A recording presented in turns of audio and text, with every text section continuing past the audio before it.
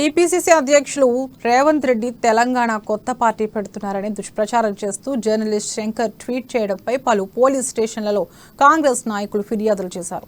TPCC working president Mahesh Kumar Goud cyber crime పోలీసులకు, TPCC ఉపాధ్యక్షులు చామల కిరణ్ కుమార్ రెడ్డి బేగం బజార్ పోలీసులకు ఫిర్యాదు చేశారు.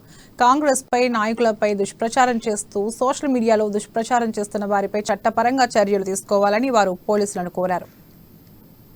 సైబర్ క్రైమ్ స్టేషన్లో కంప్లైంట్ ఇవ్వడం జరిగింది.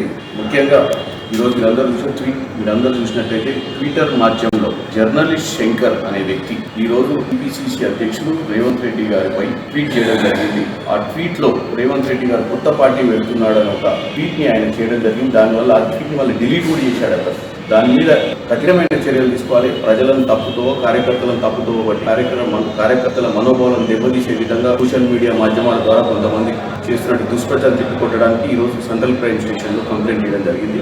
ఎట్టి పరిస్థితుల్లో వారిపై చర్యలు తీసుకోవాలి.